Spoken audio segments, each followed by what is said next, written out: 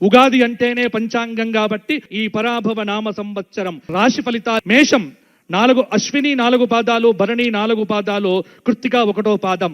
ఆదాయం 11, వ్యయం 5, రాజ్యపూజ్యం 2, అవమానం 4. మేషరాశి వారికి ఈ సంవత్సరము 70% అనుకూలత, 30% ప్రతికూలత. కాబట్టి డబ్బులు పొదుపుగా వాడుకోవడం మంచిది. మేషరాశి వారికి చెప్పాల్సిన మెయిన్ విషయం ఏంటంటే ఖచ్చితంగా ఎవ్వరి దగ్గర కూడా మధ్యవర్తిత్వ సంతకాలు పెడితే మాత్రం మీరు పోయినట్టే లెక్క. కాబట్టి మధ్యవర్తిత్వాలు చెయ్యకండి, కాపాడుకునే ప్రయత్నం చెయ్యండి. రైతులకు ఈసారి బ్రహ్మాండంగా ఉంటుంది మేషరాశి వారికి.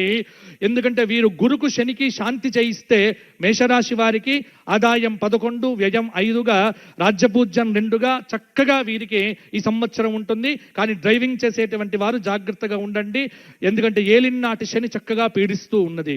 ఈ సంవత్సరము విపరీతమైనటువంటి రేట్లు పెరుగుతాయి, ధరలు బాగా పెరగవచ్చు. బంగారం అనేటువంటిది పెరగటం అనేటువంటిది శాస్త్రరీత్యా లోకానికి నాశనమే. కాబట్టి షేర్స్లో ఎవ్వరు పెట్టుబడులు పెట్టకండి, దేని మీద పెట్టుబడులు పెట్టకండి. 10 రూపాయలు మిగిలితే మీ బ్యాంకులో క్యాష్గా దాచిపెట్టుకోండి తప్ప ఇంకా ఖర్చులు అదుపులో పెట్టుకున్న వాడికే ఈ సంవత్సరం బాగుంటుంది అని మనకు చెబుతోంది. కాబట్టి ఇక ఈ సంవత్సరం చూడకండి, మ్యాజిక్కులతో ఆలోచించకండి, ఇదే హేతుబద్ధంగా మీరు ఎప్పుడు కూడా హేతువులతో చూడకండి. విశ్వాసంతో, విధేయంతో, నమ్మకంతో సనాతన ధర్మాన్ని ఎవరైతే అనుష్ఠిస్తారో వారికి పంచాంగం అనేటువంటిది ఖచ్చితంగా ఫలించి తీరుతుంది.